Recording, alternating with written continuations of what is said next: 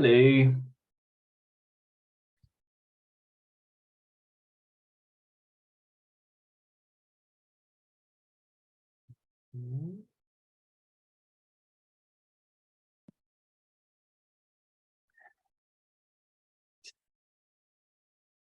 So today we're going to talk about physics. So this is DC electricity or DC circuits.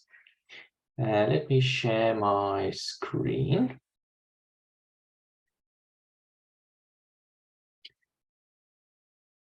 Who's already had a look? Type something in the chat if you've had a look at the assignment. Let me know. Good. Okay, so main things. Well, the big thing is Kirchhoff's laws, right? So the big thing is Kirchhoff's laws. Resistance in parallel and series. You should know this by now. You've done this in GCSE. Resistivity. Have you done resistivity? Yes or no? A quick in the chat. Resistivity. Yeah, good. All right. Then who's done internal resistance? Internal resistance, yes or no? Okay, not yet. All right, so 50-50. Good. We won't do too much on internal resistance. We will be focusing on Kirchhoff's laws today and on resistors in parallel and series. So these are the two big things for today. And we start with Kirchhoff's laws. And they are quite simple. They're quite simple, but it's not always easy to use them, if that makes sense. So Kirchhoff's current law basically says, unless an element is able to store electrical charge, well, that's not what it says. Counting the outgoing current as positive and incoming is negative, the sum of all currents at a node is 0. Basically what it says all the current flowing into a node, so this is a node, is equal to the current flowing out of a node. And intuitively, you already know in Kirchhoff's first law. So for example, you have a wire with 3 amps of current, and there's a wire with 1 amp of current. So you can all say that if I ask, what is this current? It's 2 amps. So the current flowing in, so from the Kirchhoff's laws, the sum of currents at a node is 0. The sum of currents at a node is 0. So what does it mean? Well, current flowing in, so 3 amps, minus 2 amps minus 1 amp is 0. This is what it says. This is the Kirchhoff's first law. Kirchhoff's second law is more interesting and more complicated. Well, it's more interesting because it's more complicated. It says that in any loop, in any circuit, the sum of voltages, of sum of potential differences is 0.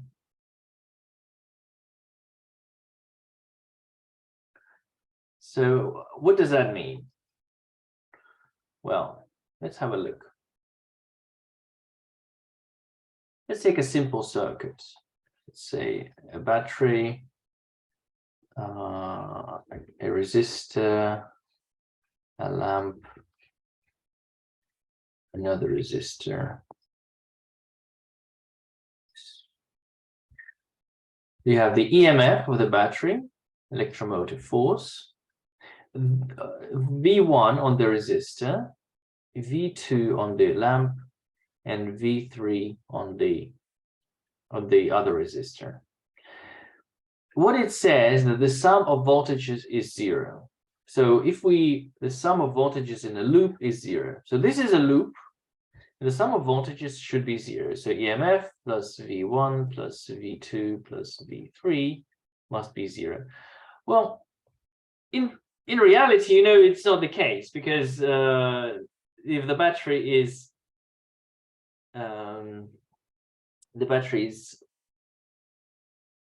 I don't know, 12 volts, and each resistor is 3. So what's the confusion? Can somebody help me? The sum of voltages is 0. That's Kirchhoff's second law. So what am I doing wrong?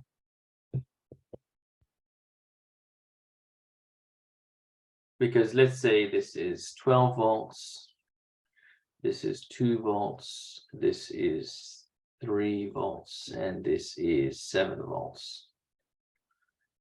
Obviously, it is not 0. So what am I doing wrong?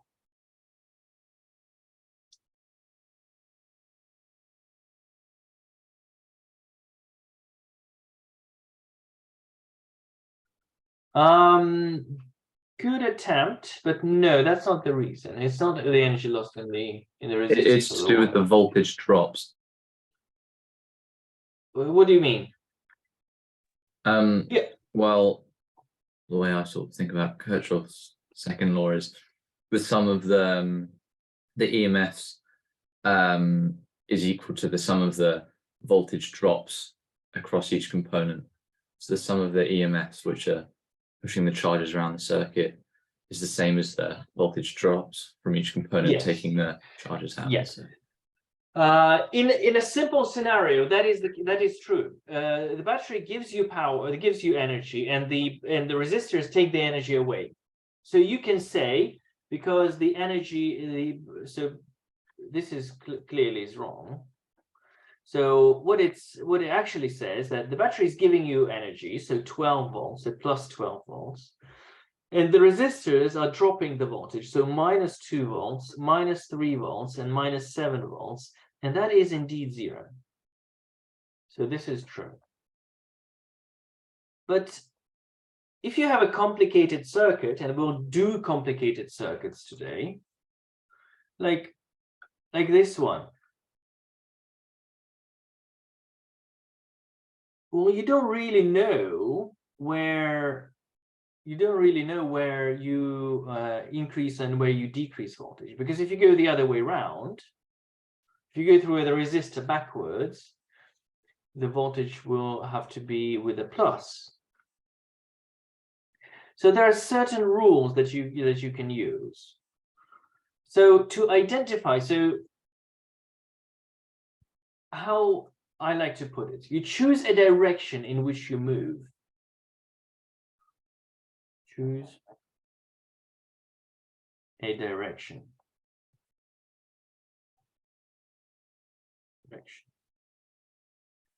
In which you move. You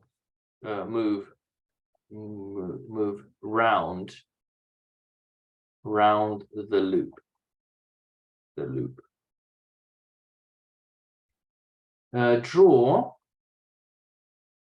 Draw plus and minus on each component,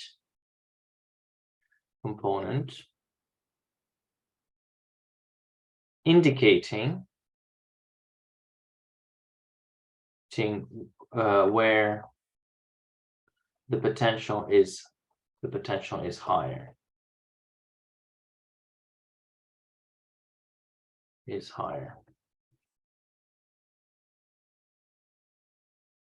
And then the signs will come accordingly. So let's have a look. Well, the battery is simple. This is the plus, this is the minus, high potential, low potential. Now the current in the Y is flowing in this direction. So the resistor drops potential. So here you have high potential here and minus. So in the resistor, the current goes from high potential to low potential. In a battery, it's sort of the other way around. Battery goes from low potential to high potential through the battery, because it's a chemical process. It's not a natural electricity flowing process is actually we're pushing electrons from low potential to high potential. Here, the lamp, there's the same thing. The lamp drops the potential. So here is a high potential, low potential. And again, high potential, low potential. And this is where what we can do. Because we're going through the battery, if we go from plus to minus, we go with a positive sign. So plus to minus, positive, positive, and minus to plus, negative, negative. Now, this is not the only way of doing it. So let's see what it becomes. You're going around the loop, going around the loop, going around the loop anticlockwise.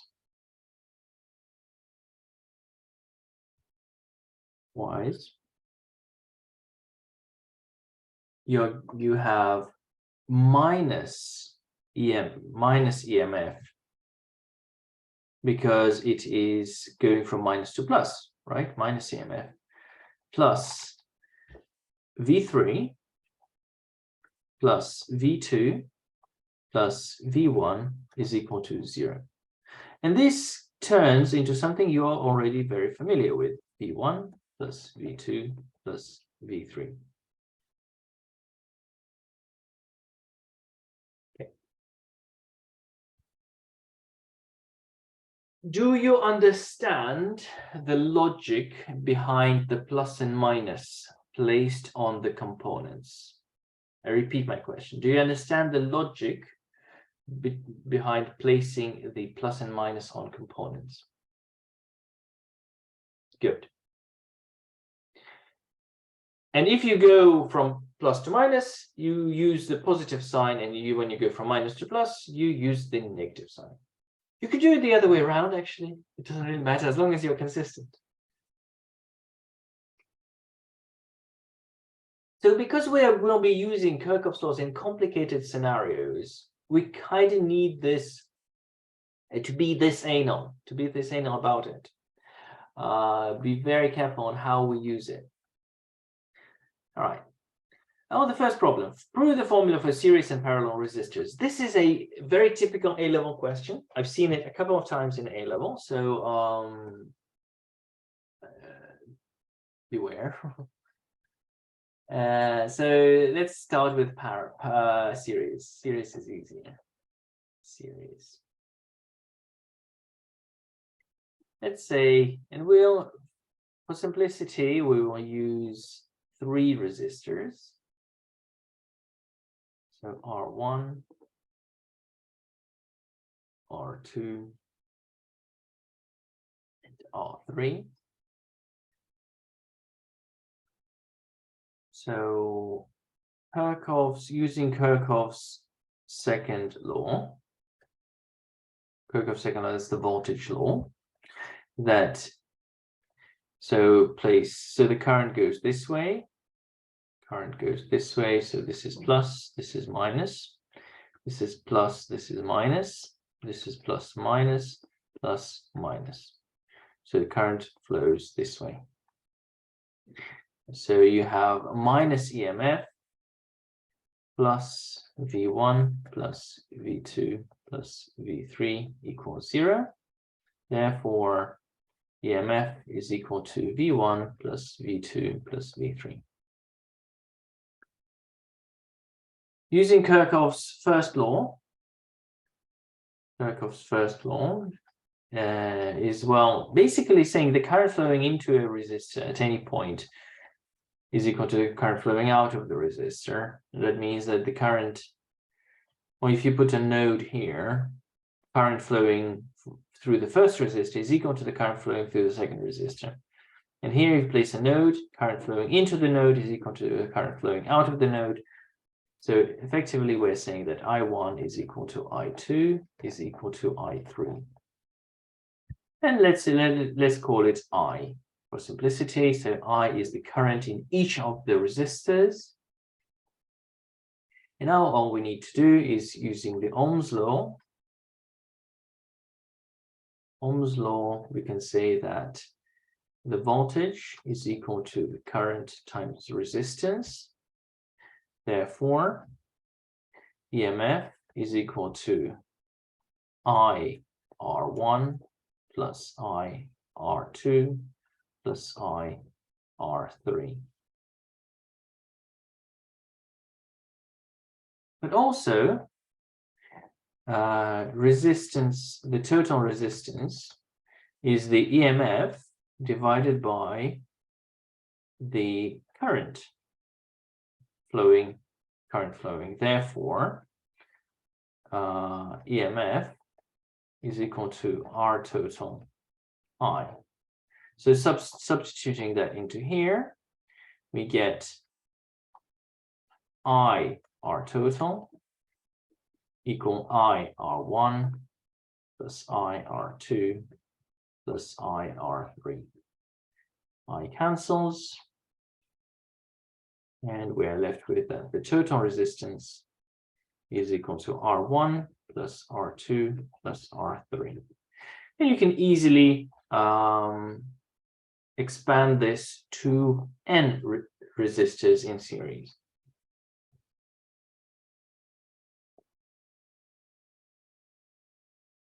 Okay, do you understand on a scale of 1 to 10, please? As usual, my favorite vote. A scale of 1 to 10. Do you understand this proof? Very good. In parallel. Okay, would you like to see the proof for parallel, or are you happy with, or we can skip? So yes or skip.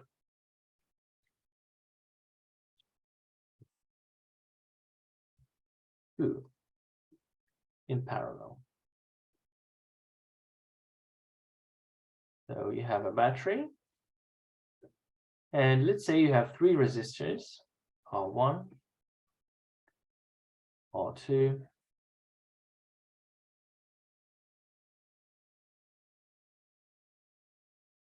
R3. Well, I'd say using Kirchhoff's second law here directly is a bit of an overkill. But let's do it for the first loop. So let's say for this loop, loop 1,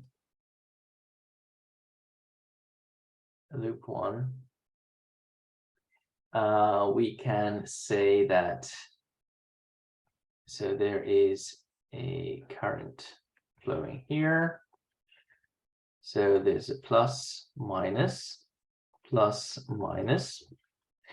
So Kirchhoff's second law for loop 1 looks like this: minus EMF plus V1 equals 0.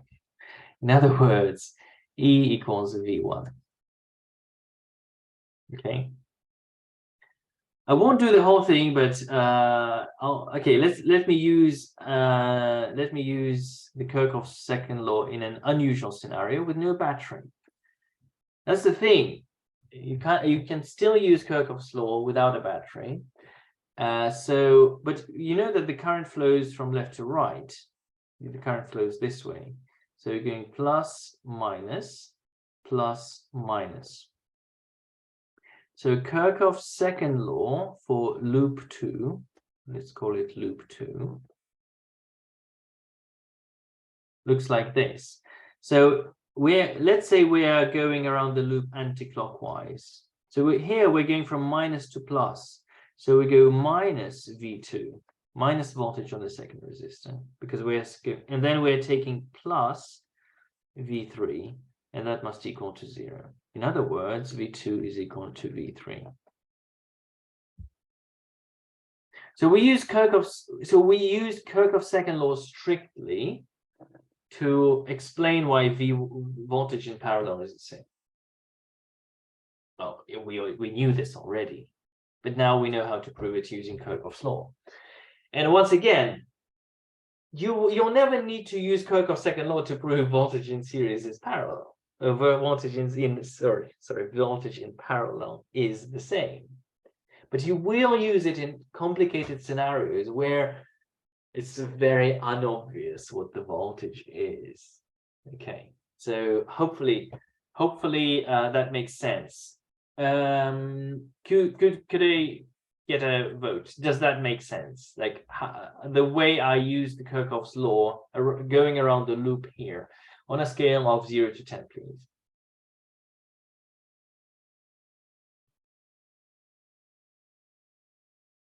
Okay, good. Good, very good. Right. So we have a loop. We go around the loop because we're going anti-clockwise. Here we go from minus to plus, so that's going to be minus V2. Here we go from plus to minus, so it's plus V3. And the Kirchhoff's law says the sum of voltages is 0. So that means minus V2 plus V3 is 0, and that makes V2 equals V3. Is that better, Andre?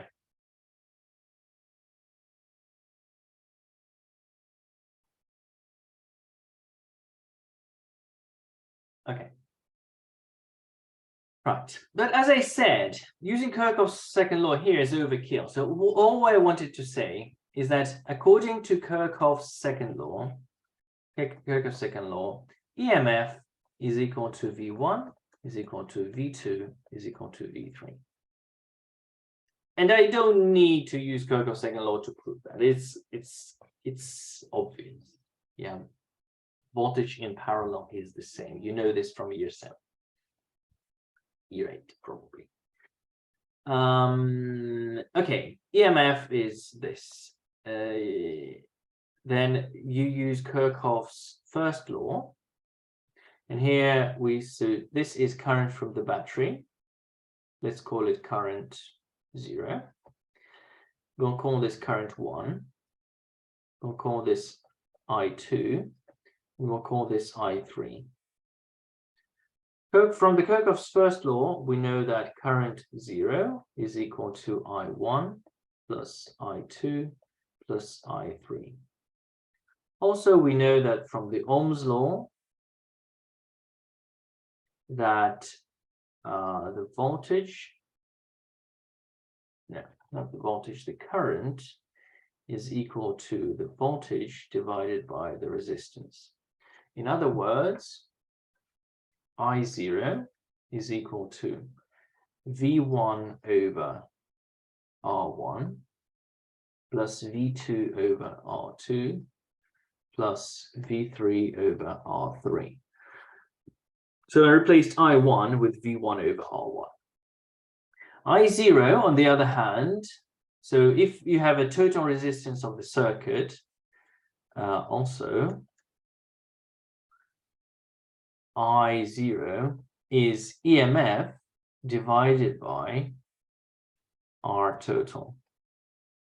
And I hope you see where I'm going with this, because you can say EMF divided by R total. Now we know that V1 is equal to EMF, so it's EMF divided by R1. We know that V2 is also equal to the EMF, so EMF over R2 plus EMF over R3. And EMF cancels. We're left with 1 over R total equals 1 over R1 plus 1 over R2 plus 1 over R3. And you can prove this for n. Although proving it for n resistors is definitely not an A-level question. But for 3 resistors, it's a fairly common thing. Okay, so let's get to use these formulas. And this is one of my favorite questions, actually, and you'll have it in the assignment as well. Well, a very similar one. Find the resistance of the infinite chain of resistors. It's like, Whoa, you have an infinite chain of resistors, and yet you have a resistance. Well, let's look at some simpler chains of resistors. Well, let's say if you have a series chain of resistors, an infinite series chain of resistors, what's the resistance is going to be? Our total is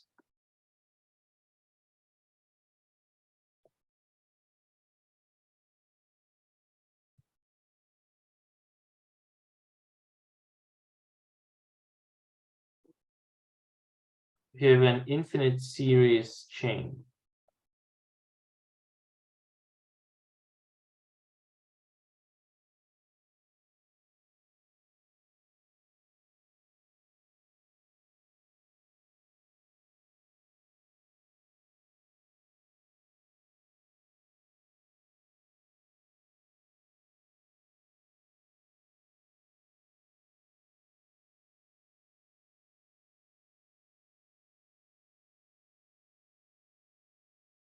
What do you think?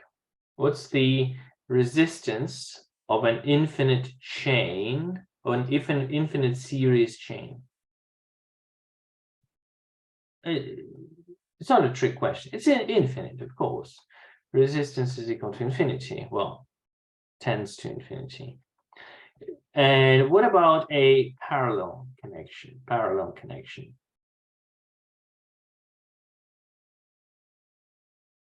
Resistance will be 0, of course. Because adding a resistor reduces the total resistance. Adding a resistor in parallel, it introduces another pathway. So this is neither parallel nor series, but you understand that even an infinite chain of resistors can have a resistance that you can work out effectively. Okay. So any thoughts on how to do this? Any thoughts on how to do this? This is something related to infinite fractions in a way. Can somebody help me here? Can you replace some of the resistors? Like what? Can you be a bit more specific than that?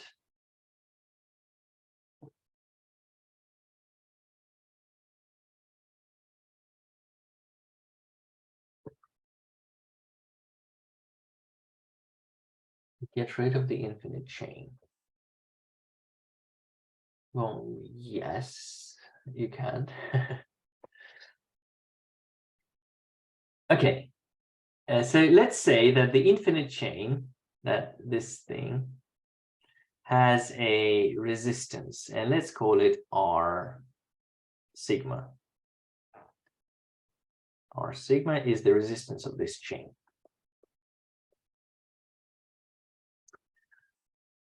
So we can replace it. We can replace it by a single resistor of resistance E. And this is A, and this is B. Now,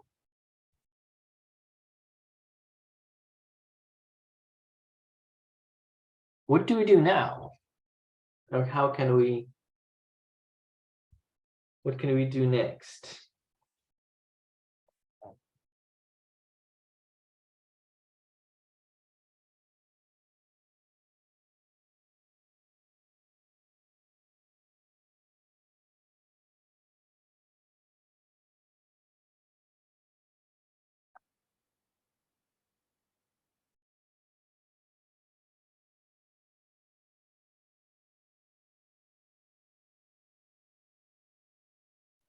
Well, the logic here is that because it's an infinite chain, adding another chain link will not change the total resistance.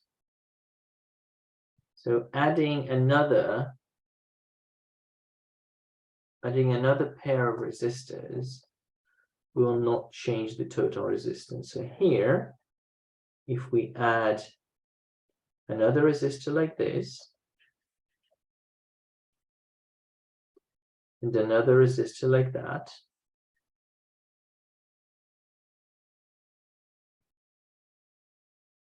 this will not change the total resistance.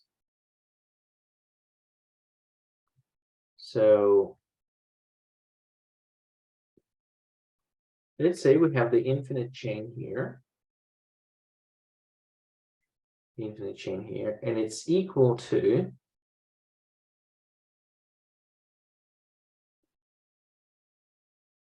select this, we put this here,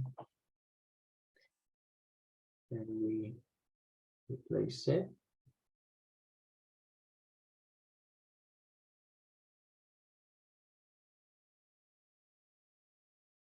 R and R.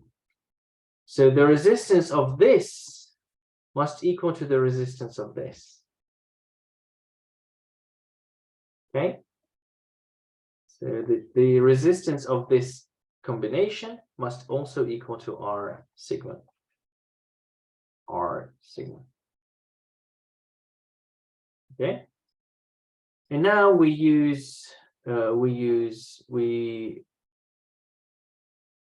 we do is we draw this out.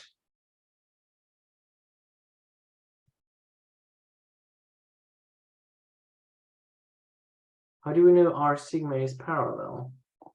Well, the thing that I use, I said, look, this is the infinite chain. We are finding the resistance between point A and B. So we're finding the resistors here and here. So we're trying to replace the whole chain with a single resistor. So this is what it is. So this combination, this whole infinite chain, can be replaced with a single resistor of resistance R sigma. So this whole beautiful thing, can be replaced by just one resistor. Does that make sense now?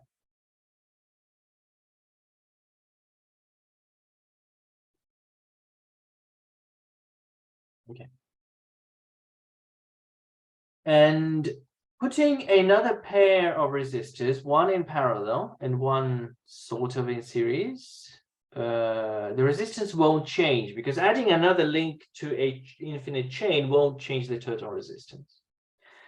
Therefore, and here you can see that these are in parallel. These are in parallel, so the total resistance 1 over RT plus is equal to 1 over R plus 1 over R sigma. In other words, R is equal to RT is R sigma over R plus R sigma. And then plus R, yes, so this is RT plus R. So RT plus R is equal to R sigma.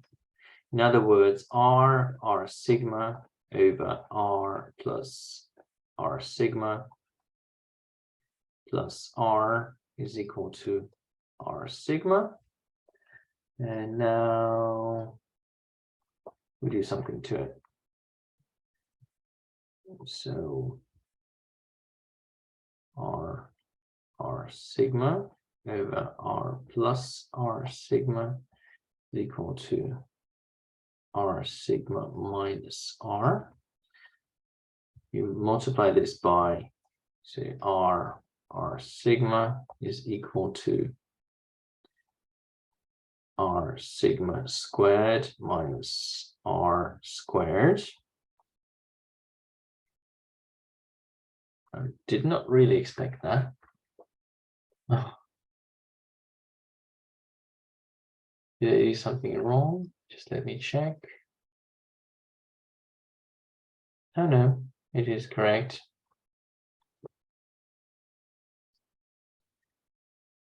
Then we say r sigma squared minus r sigma plus minus r squared equals 0. So we divide both sides by r. So we get r sigma divided by r squared, sorry, by r squared minus r sigma over r minus 1 equals 0. And this is a quadratic equation. You can, if you make a substitution, u squared minus u minus 1 is equal to 0. By the way, this is called a homogeneous equation. If you don't know what it is, look it up, please. That's a homogeneous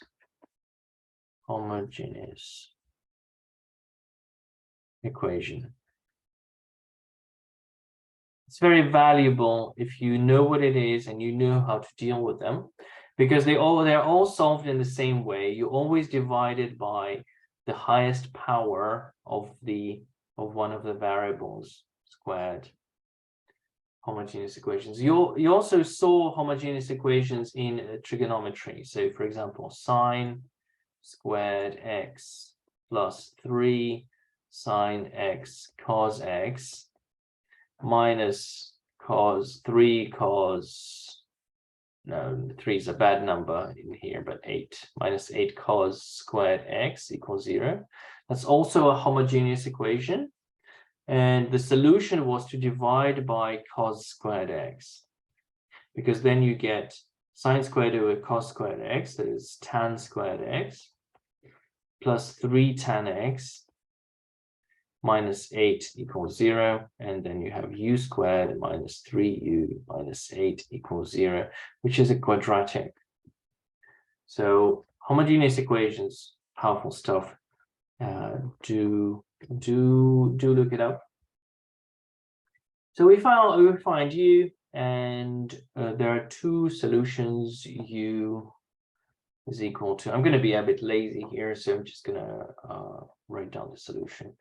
So it's 1/2 plus or minus square root 5 over 2. This is the solution of the quadratic equation. And it can't be minus because u is r sigma over r, so it can't be negative. So u, it has to be greater than 0. So u is equal to 1/2 plus square root 5 over 2. That means that r sigma is equal to 1 over 2 plus root 5 over 2 r. And that's your answer. So you're giving your answer in terms of r. So if each resistor is 10, you just multiply this by 10 and you find the answer.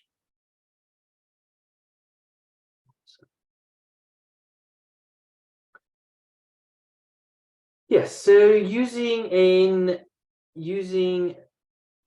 an infinite chain of resistors, you replace the chain with a single resistor, you add another pair on the left, and you find the total resistance, which has to be equal to the original. How well do you understand problem 2, the problem that I have just done, on a scale of 1 to 10, please? Good. Very nice. Okay. Problem 3.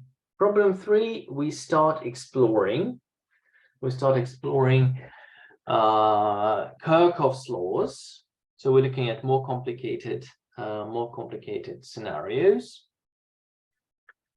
So, for example, here, there are different approaches are possible. I'm going to show you the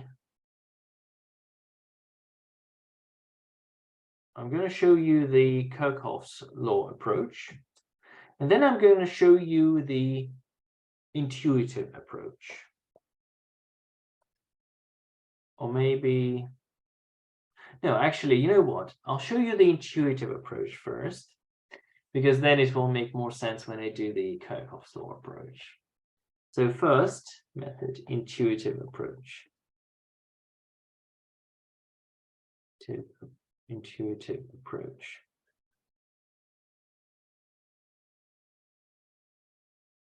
So we need the current through AB. So we need this current. Well, we don't really know whether it's down or up,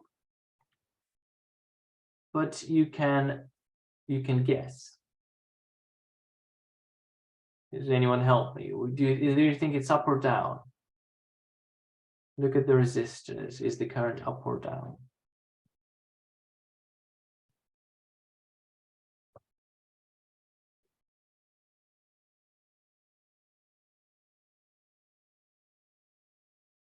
Up. Very good. Louis, why? Oh, Louis, sorry. Well, why do you think it's up? It is correct.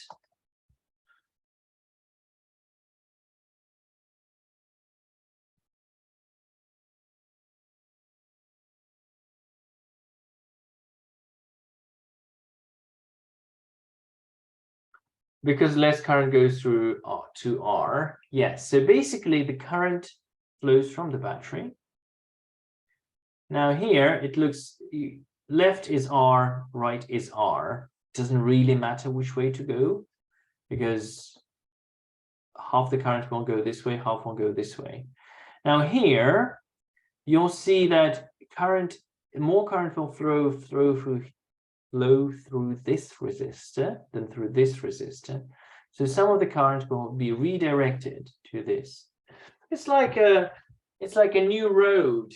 There's a new road and an old road.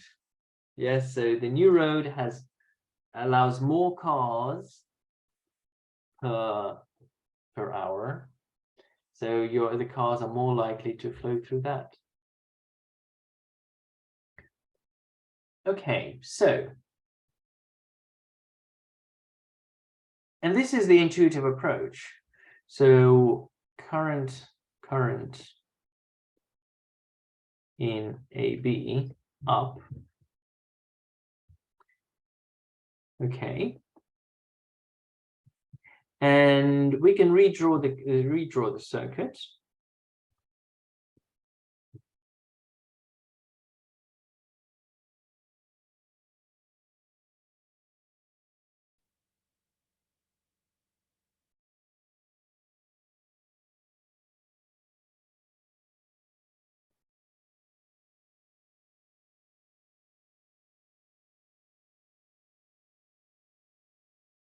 So this is R, this is R, this is R, this is 2R. So what I need to do now is say, okay, let's say current I flows through here. What's the current here?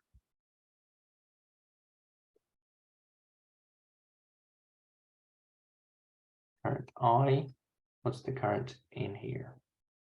I over 2, yes. I over 2, thank you. And the current here is I over 2 as well. Now they come up and then they rejoin. So the current is the same as here, because if we join A and B together, nothing really changes. Nothing, like, you just collapse A and B.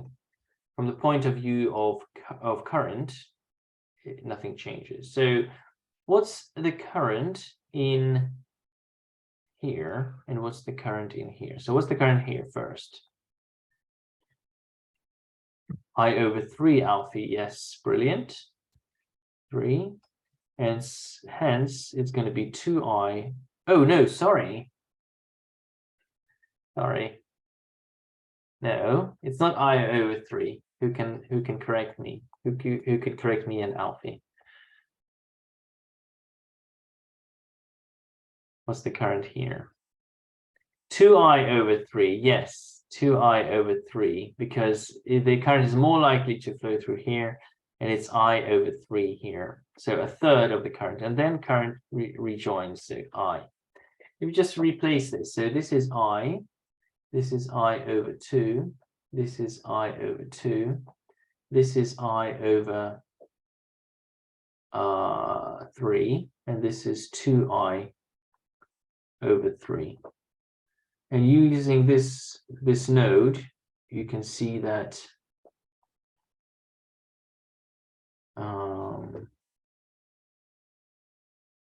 well, you can say it's X.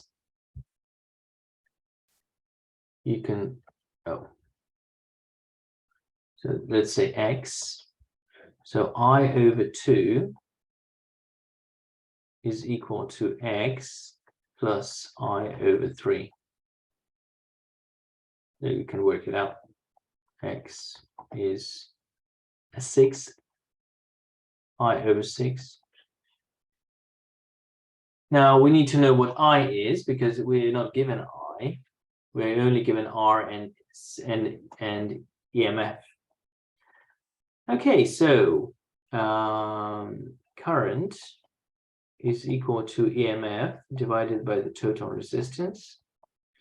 And the total resistance, so this is R and R, so this is R over 2. And this is R and 2R.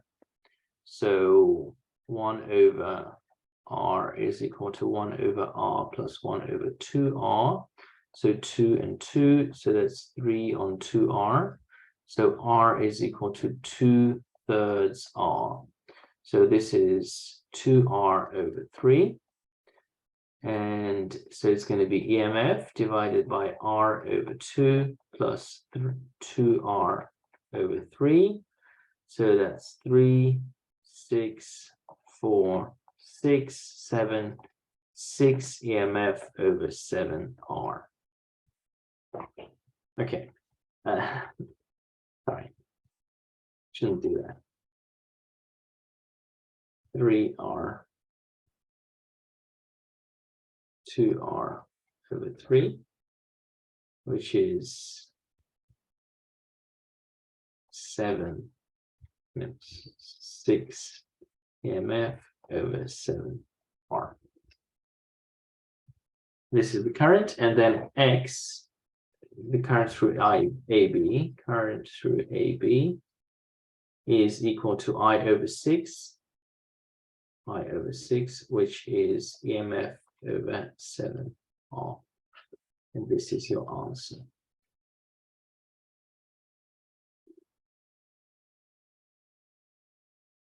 Okay.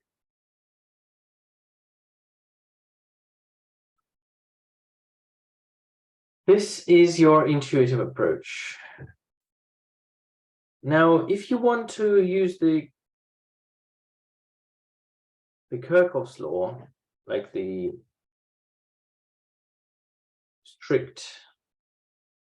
stricter approach,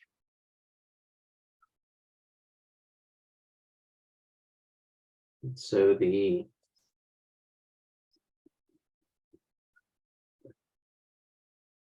I want to say the robot approach is where you have an algorithm and you blindly follow without noticing any patterns.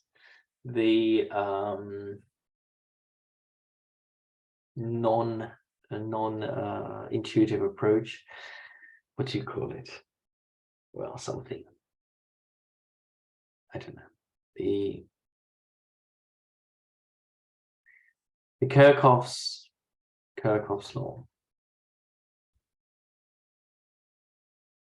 law approach.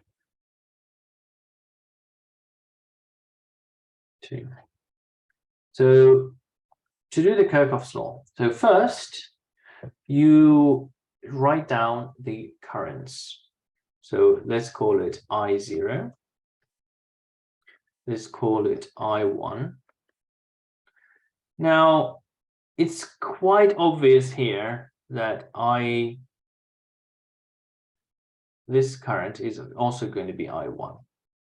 So we don't really need to prove that. Yeah, it's symmetrical. So we're kind of using a little bit of that. So this would be we don't need to know which way the current flows through AB, we can just assume that it goes up and we call it I2. This we will call I3, and this we will call I4. So Kirchhoff's first law.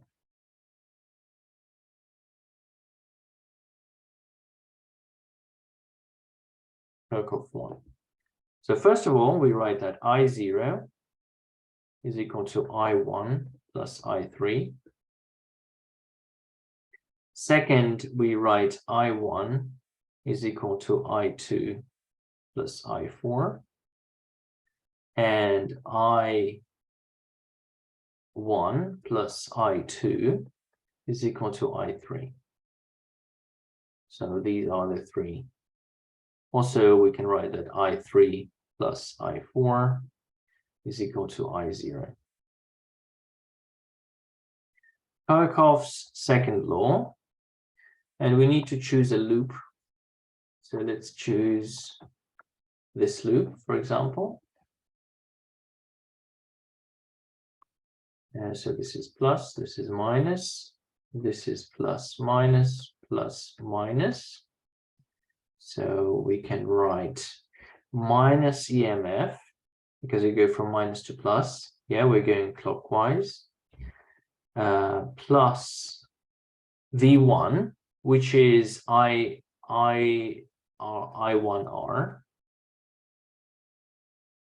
It may be just RI1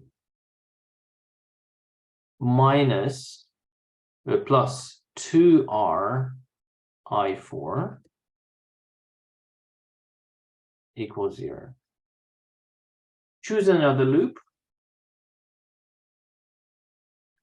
Let's say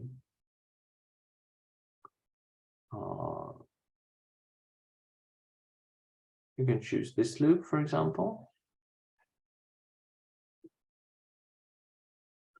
and say that this is plus, minus, plus, minus. So, and you're going clockwise around this loop.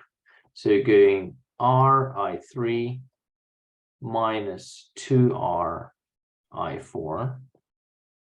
equals 0. And you keep doing this. You keep writing out. You don't need all the loops. For example, I don't think you need this loop because it won't give you any new information.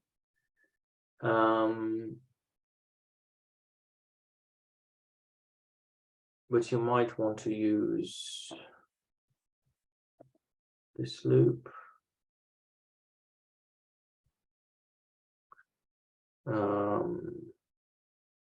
That should be enough. And this is simultaneous equations. Simultaneous equations.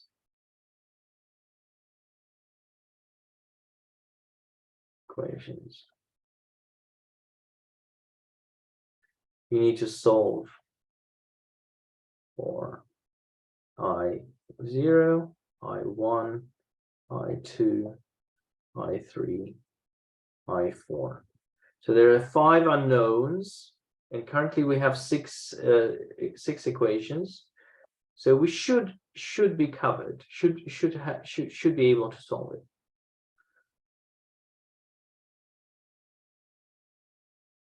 The thing is, how do you solve? Well, it's laborious. It is sometimes incredibly difficult, but mostly and usually it is a bit boring solving simultaneous equations for 5 unknowns, but it's doable. If you solve that, that's about it. That's all what you need to do. And so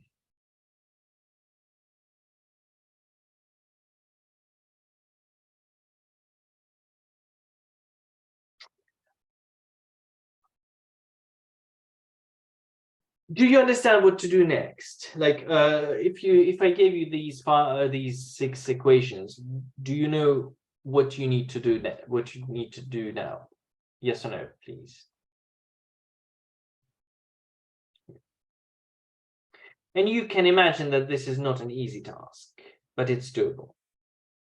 So I don't want to do this particular one, but we will go through a difficult one today. Right, because I've already solved it. We already solved that I0 is 6 EMF over 7R. We know that I2 is EMF over 7R. We know that I1 is 3 EMF on 7R. We know that I4 is 2 EMF on 7R, and we know that I3 is 4 EMF on 7R. So this is what you get when you solve for I. And it would be easier if they had the voltage and the resistances. So let's look at a different question.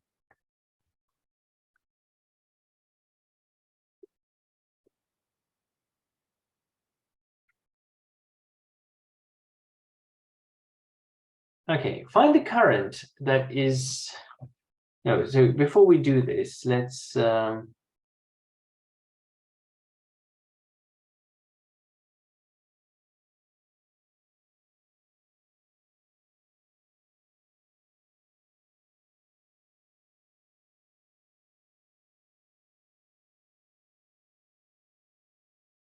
do this one. Find the current through battery 1 and battery 2. So this is the ultimate test of your understanding of Kirchhoff's laws. And this is the ultimate question on Kirchhoff's laws. And let's see. So first you do currents. And we'll call this I2, because that's the one. It's just a matter of labeling. Now here, the current is likely to go this way. We don't necessarily need to know which way it goes. We can guess. Now here, it's not a symmetrical situation anymore, so we can't really say that this goes, these currents are the same. But what we can say is that this is, let's say this is I3, I4. Now, we're going to make our life easier. I don't want to introduce,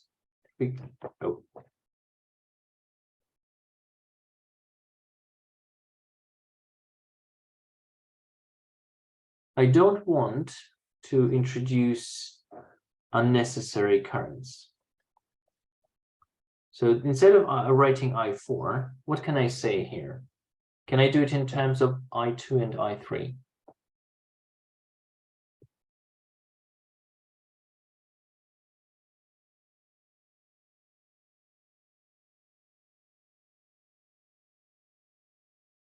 It is I2 minus I3. I2 minus I3. Okay. This is I2 minus I3. So this is I3. This is I1. So this is I3 plus I1. Why won't it just be equal? Because they would be equal if they have the same potential difference here and here. So current is equal to the potential difference divided by resistance. So the resistance is the same, And if the potential difference was the same, it would be true. But the potential difference is not the same because the battery changes potential. So let's say the potential here is 20 volts. The potential here is 10 volts. The potential across this resistor is going to be 10 volts. And let's say this battery is 5 volts. So this means that here is 15 volts. So you can see that 20 and 10, the potential difference across this is 10, and the potential difference across this is 5. So the current is going to be different. So they won't be equal. The voltages, the potential differences across the two resistors would not be equal. Therefore, the current through them would not be equal. Now, if this is I2 minus I3 and this is I1, then this is I2 minus I3 minus I1. Ooh, beautiful. So we only have three currents. And that is good news, because that means we only need to find 3 unknown currents, because everything else is given in terms of that. So I2. And now using so we don't really need Kirchhoff's first law, because we've already written everything. Because everything we write for Kirchhoff's first law is already going to be what we've already done. Like saying that I2 plus minus I2 minus I3 plus I3 is going to be 0. We've already used Kirchhoff's law. K1 used to designate currents.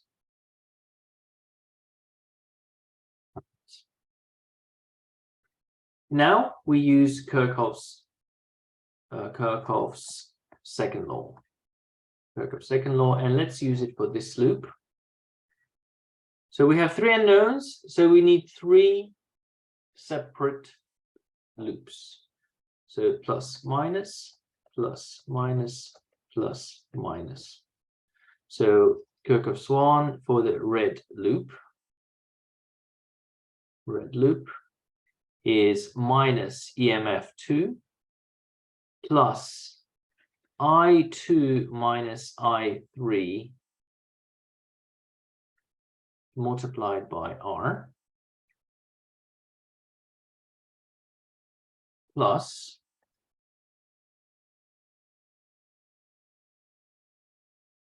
I2 minus I3 minus I1 multiplied by R. That's it. Equals 0. Equals 0. Now let's take another loop. This would be an easy one. Green loop, loop. And it's good to indicate the direction. It doesn't really matter which way we go. Plus, minus, plus, minus. And let's say we go anti-clockwise, just for the sake of it. So it's minus I3R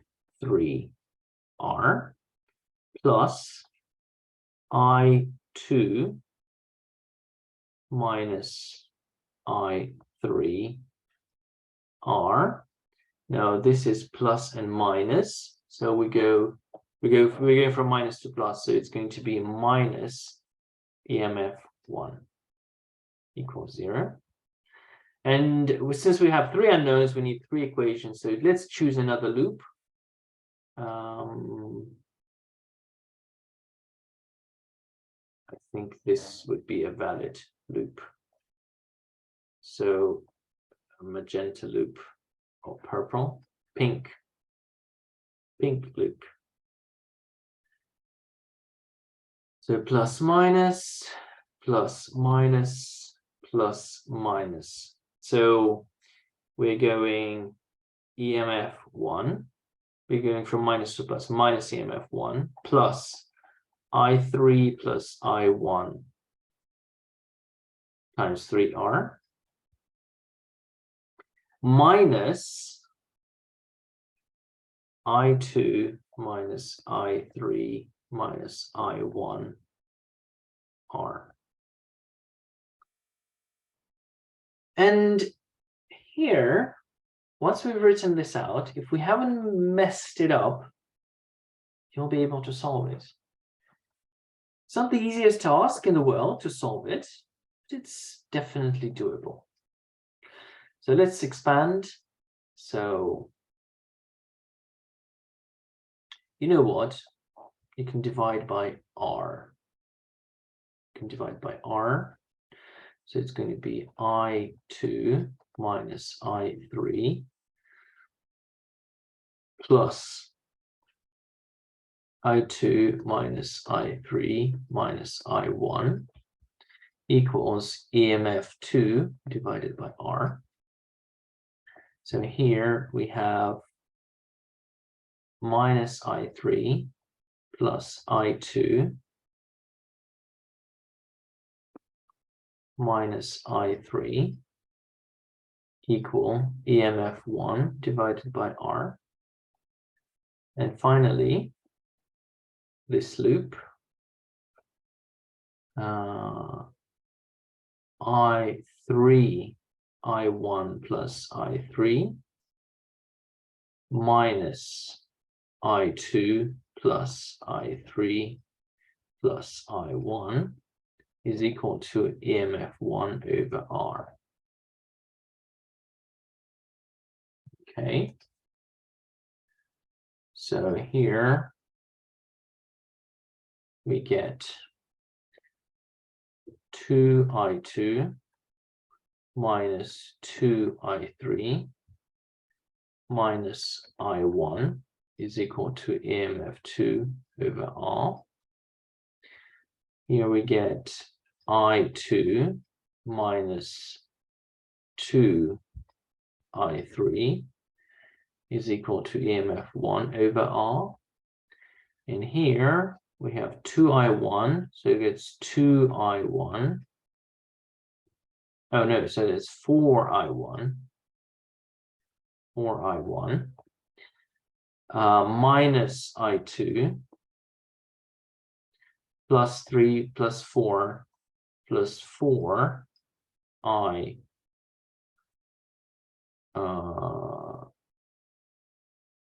4I3 is equal to EMF1 over R.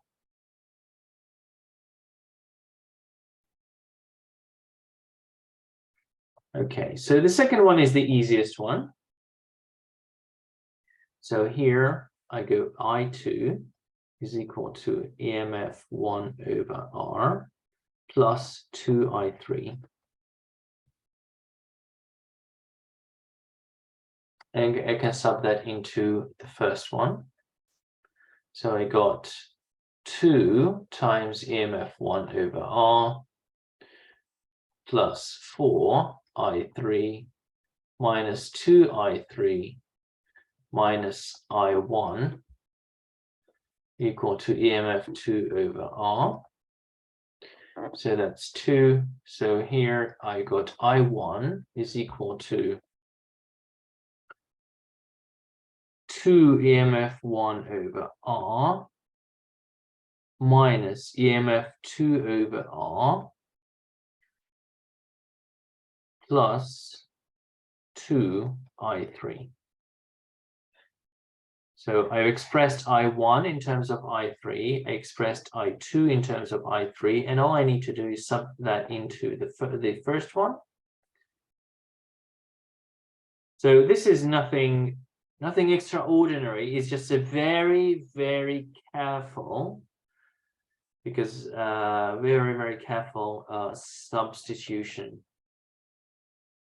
So for I1, so that's 8E1 over R minus 4E2 over R plus 8I3 minus I2, so minus EMF1 over R minus 2I3 and equal plus 4 I3. That's equal to EMF 1 over R. So 8 plus 4, that's 12, that's 10. 10 I3 is equal to 2 minus 6, so 4 EMF 2, 2 minus 8, minus 6 EMF 1 over R. So I3 is equal to 0.4 E2 minus 0.6 E1 over R. So we found I3. And is that what we need?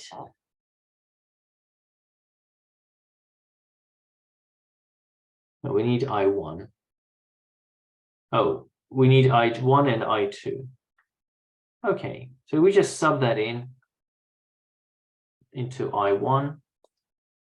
So I1 is equal to 2 EMF1 minus EMF2 plus 0.8 EMF2 minus 1.2 EMF1 all over R. And that makes it 2 minus 0.8 EMF1 minus 0.2 EMF2 over R. And I2 is going to be EMF1 plus 0.8 EMF2 minus 1.2 EMF1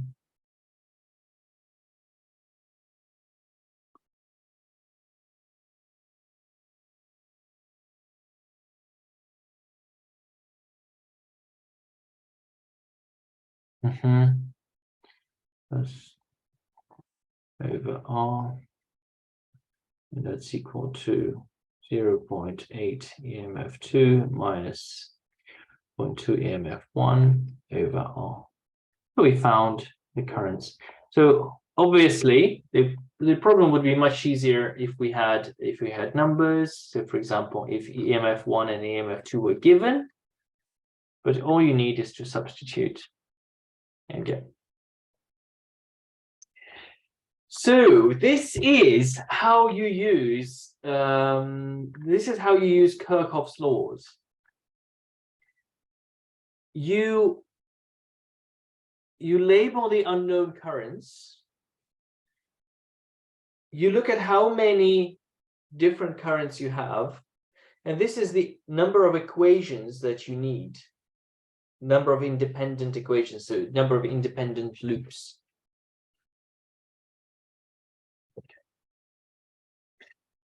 So, do you understand on a scale of 0 to 10? How is the method clear to you? On a scale of 1 to 10.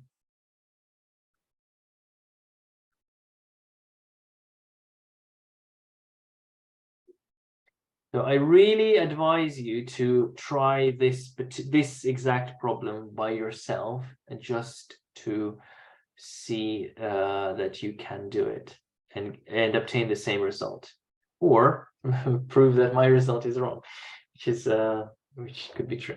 You can always test yourself. So there's a wonderful website called FET. So FET circuits.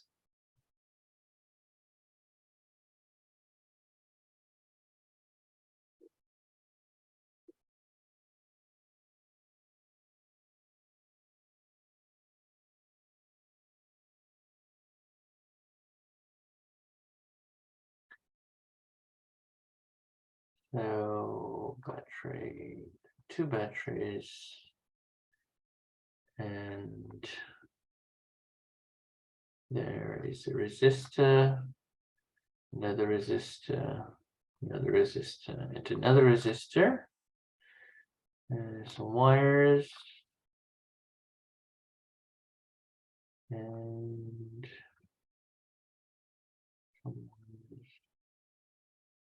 like this. Now this is 3R, so this is 10, 10, 10, and 30. 30. And you have EMF 1. Let's say, let's test our solution. Test EMF 1 is 5 volts and EMF 2 is 10 volts. So this is 5.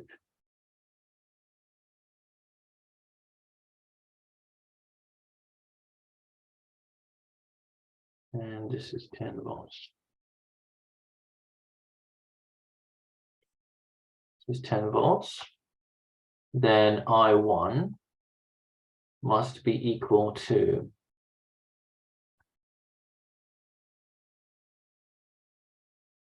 I1 is 0.8 minus 0.2.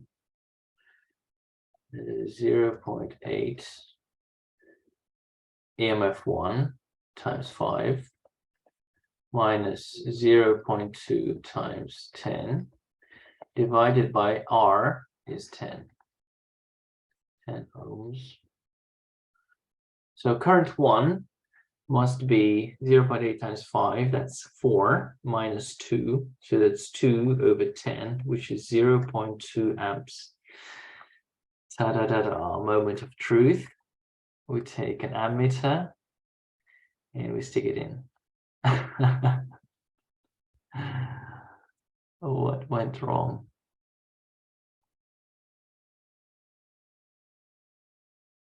Something went wrong.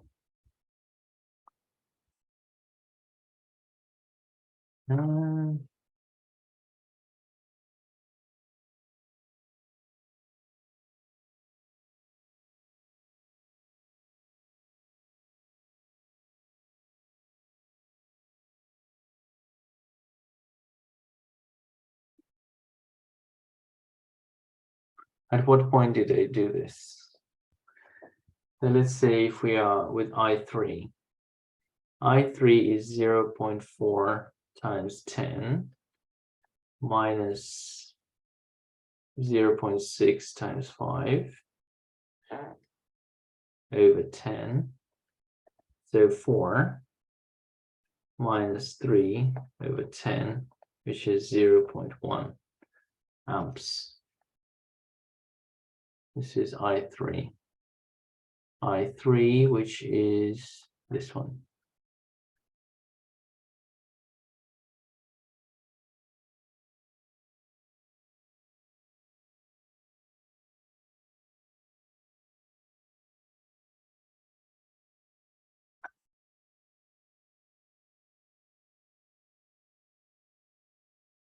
Well, something went wrong.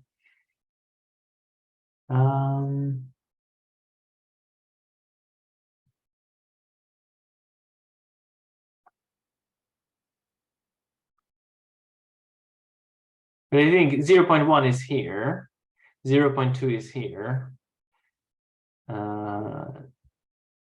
So I wasn't far from the truth.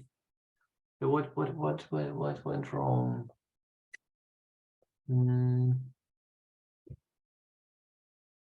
EMF 2, I2 minus I3R, I2 minus I3 minus I1R equals 0. Yeah, green loop. I3R, minus I3R plus I2 minus I3R minus EMF equals 0. Yeah, minus EMF 1 plus I2, I3 plus I1, 3R minus I2. That should be right. So that's minus, because we're going from minus to plus, and it's minus I2 minus I3 minus I1 R. I2 minus I3 minus 1. So I2 minus I3 plus I2 minus I3 minus I1 equals EMF over R minus plus minus 3 I1 plus 3 I3 minus I2 plus okay, 2 I2 3 minus I1 I2 minus 2 I3 is 4 I1 minus I2 plus 4 I3 equals that. And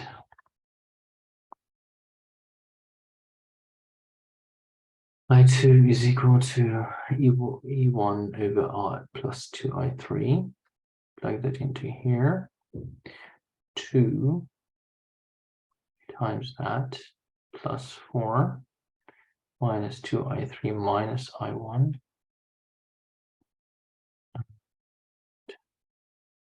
I1 is 2 I3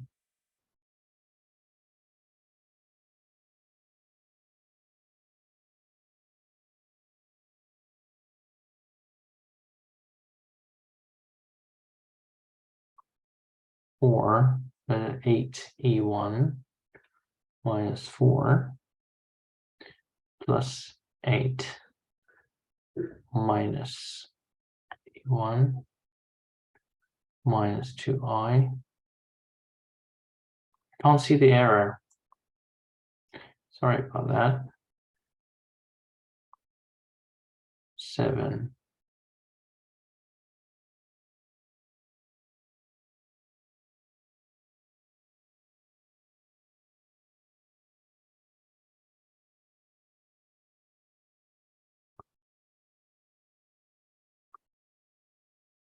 and I3 4 E2 minus 6. Okay, so there must be an error somewhere. But the currents that I got are the same, it's just in the wrong places. So I don't know what's going on. Oh, I do know what's going on. This one is the wrong way around. This battery is the wrong way around. Okay. Now the current is 0.2. I1 is 0.2. Yes. I2 is 0.7. We haven't got that one yet. And I3, which is this one, I3 is 0.1. Yes, we got it.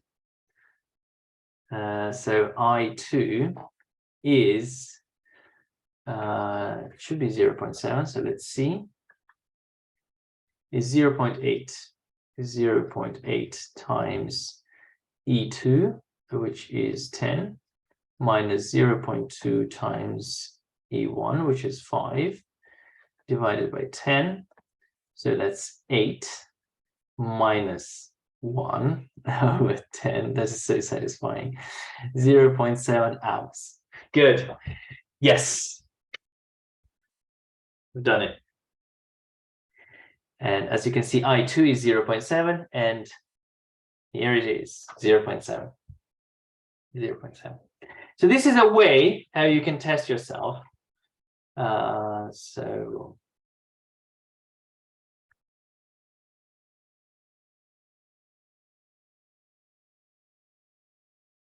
it's a way you can test yourself.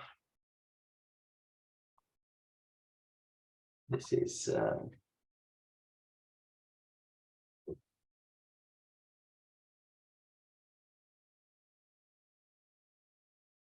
You mean if you choose a loop, which is the opposite direction? Yes. I mean, look, if you take the red loop, so I went through the red loop clockwise, but you might as well go, so red loop clockwise. If you do the red loop anti-clockwise, so red loop counterclockwise, you get minus R times I2 minus I3 plus EMF2 minus R I2 minus I3 minus I1 equals 0. And if you compare the two equations, they're pretty much the same. It's just the signs are the opposite.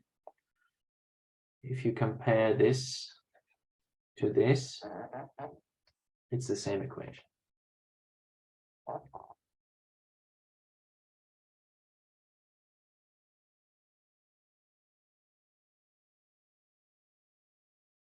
Okay.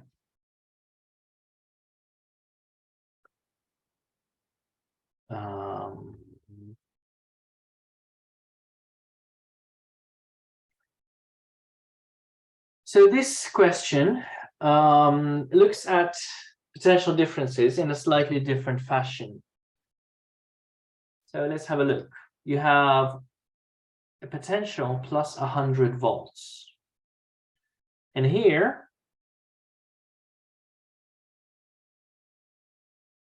oh, you just replace E2 with minus E2 and substitute that into the equation. Nothing else changes. You just replace the voltage by a negative voltage.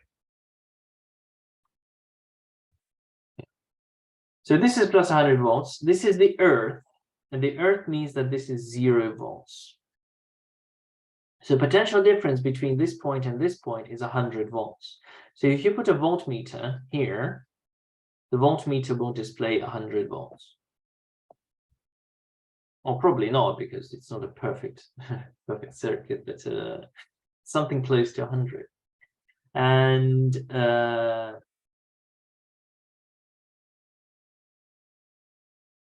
yes, so let's say the potential here is, let's call it phi1. The potential here, we call it phi2. All right, and then we go from top to bottom, So we go 100 minus phi1. That's the potential difference on this resistor. Plus, so that's the potential difference here. Okay, so it's 100 minus that, plus the potential difference across this resistor. So phi1 minus 0. Okay, and that's equal to 100. Well, yes, that's 100. This plus this is 100. So 100 minus phi1. So that's the voltage here. So let's see if this current is I. So I times R1 plus I, let's call it I1. And this is I3 plus I3 times R3 equals 100.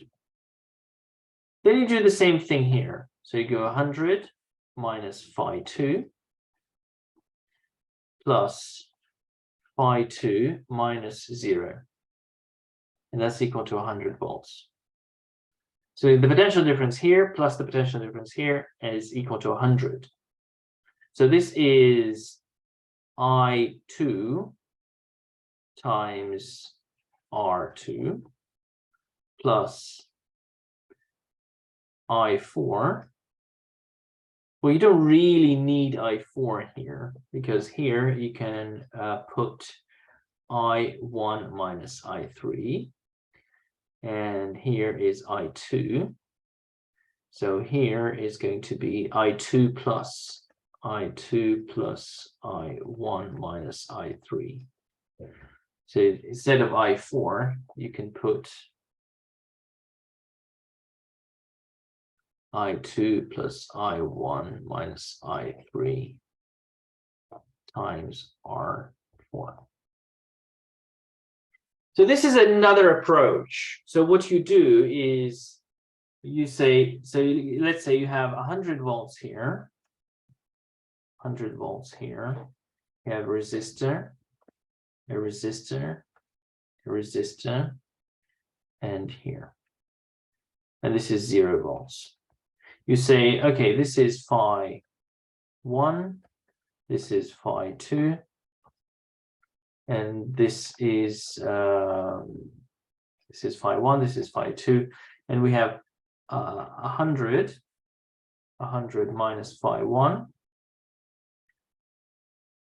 plus phi 2, phi 1 minus phi 2, the potential difference across this resistor, plus phi 2 minus 0. This is another way of writing V1, V2, and V3. Yeah, this is V1, this is V2, this is V3. And that's equal to 100 minus 0. Okay. I won't do this problem. I'll leave it to you. Just keep in mind that the diode, if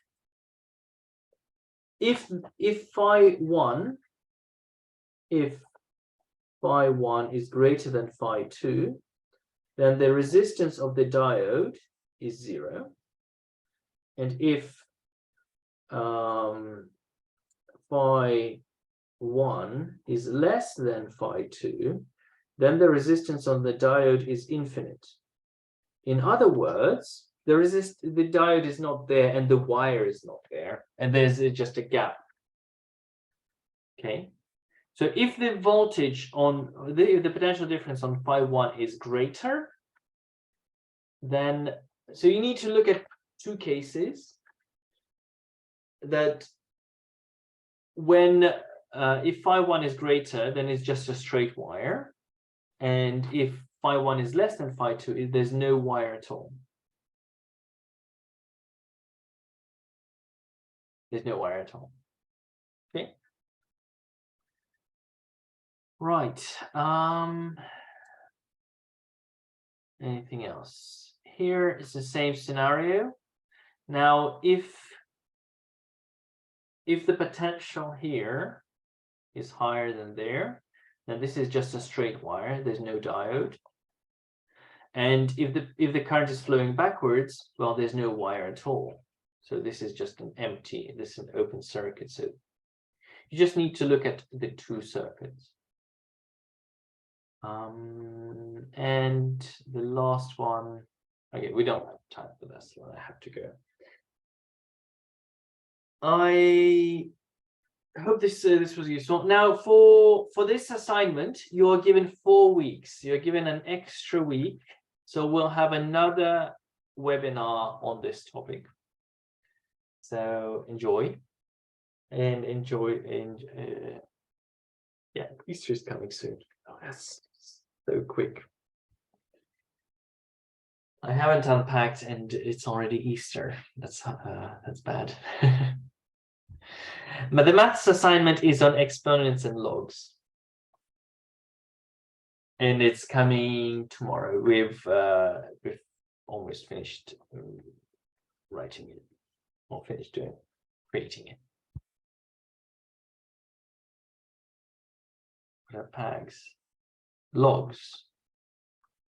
Logs and exponents.